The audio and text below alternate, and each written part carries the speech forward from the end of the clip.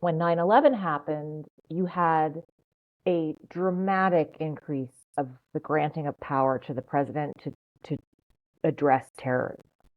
And that undid some of the reforms that had happened after Watergate and the Hmm. Vietnam War. But it also went further and affirmatively granted the president new powers of surveillance and, um, you know, compromises of civil liberties and that sort of thing. And the problem is that that tends to be a one-way ratchet, right? It's easy to grant and it's very difficult politically to take it away. And so no president, no member of Congress, no Congress as a body has been willing to claw back that power.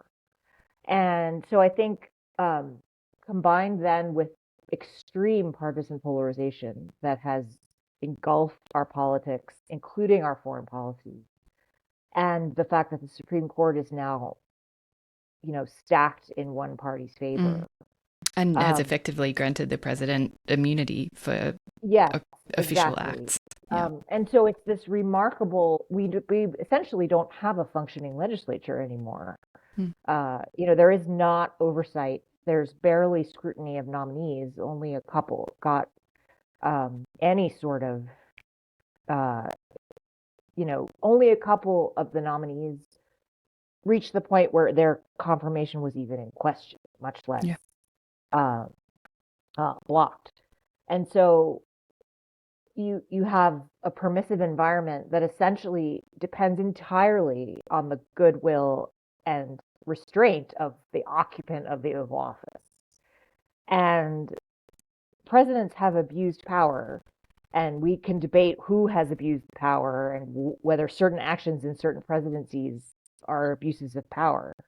But until Trump, nobody tried systematically to completely break down the remaining guardrails. And so we are now in a situation where we don't have formal checks and balances anymore. Mm. On foreign policy in particular, that's my area of specialty. But I would say as a citizen, it's increasingly feeling like we don't have them in domestic policy either. Mm.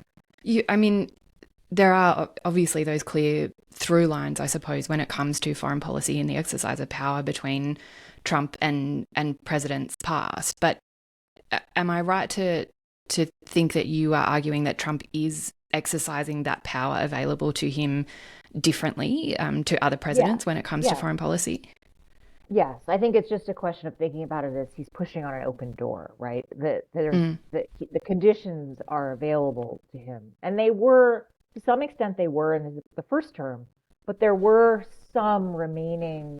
You did still have institutionalists who um, were in his cabinet came from Congress and or the military, who really believed in the American system and would check.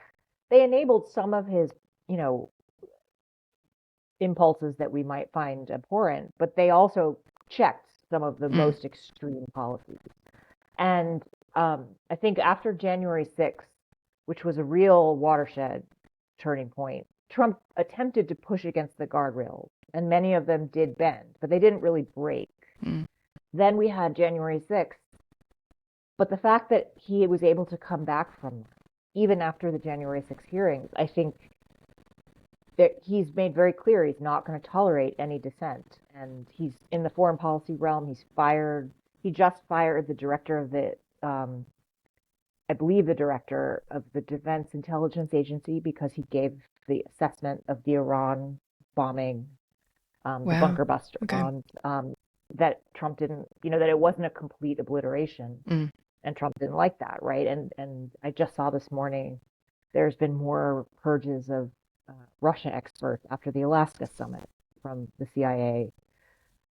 So, and this is not my area at all, but there's a brewing, I saw just as of this morning, controversy over the CDC, the Centers for Disease Control and Prevention, which is the main agency that deals with infectious disease and vaccinations and so forth.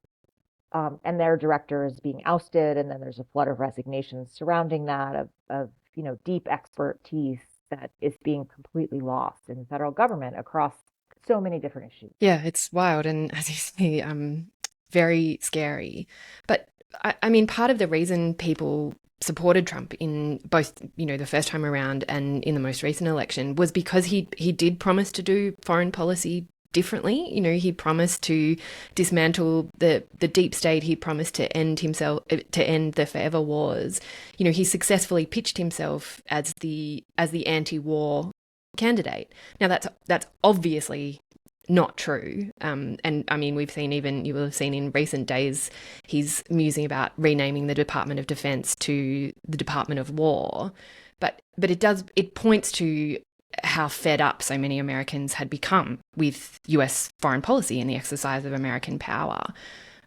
Why do you think it is that Trump hasn't responded to that? Why is it that he hasn't ended the forever wars, and is more likely, as you've argued recently, to start new ones? Well, I think in fairness, Trump did try to end the war in Afghanistan. And he was the one who struck the deal with the Taliban at the very end Mm, of his term. And this is one of those areas where Trump and Biden, I think, were in agreement. And of course, Trump attacked Biden for the terrible, tragic, yeah. chaotic way that the U.S. left Afghanistan, which is somewhat different from the basic premise that we should have left. That there was actually a rare moment of consensus, I think, in Washington that it was time for that war to end. I think the real issue is that many of there's a lot of sort of talk about how there was no accountability for the forever wars, for the Iraq war, for the war in Afghanistan.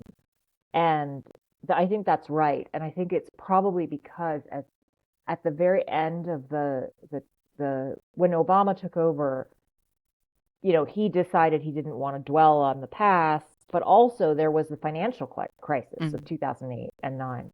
And, that sucked up all the bandwidth that otherwise might have gone to a reckoning with the the mistakes, the foreign policy mistakes of the past. And so I think there's this festering feeling that those same people are still around, but there's not a recognition that there's a multitude of threats. These are complicated issues. I mean, one could be opposed to the Iraq war, but still have a job inside an agency where we're in the Iraq war and you want to, on any given day, your job is to try to protect American troops, gather intelligence. Like you have to just deal with the situation that you're in. And so not everyone who participated in that is necessarily an architect of this policy that deserves, to be held accountable for its initiation, right? And I think that it's the problem with Trump is that he can't, or a problem with Trump is that he can't seem to differentiate between, you know,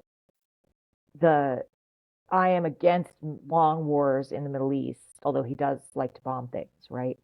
And I must get rid of all people with expertise who have worked in these agencies for like more than 6 months, um, which is an exaggeration, but it's not far off. I mean, he's really gutted. I mean, it's quite frightening, actually. He took no Russia experts with him to Alaska.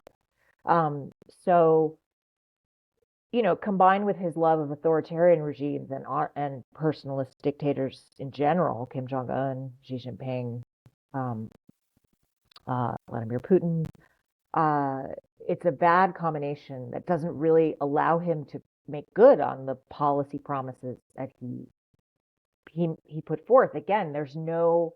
He also likes to look tough, and if he's anti-war but wants to look tough, and people aren't giving him accurate or their best guess at what's an accurate intelligence assessment, then it's just very noisy, and that's going to produce more sort of erratic decision making.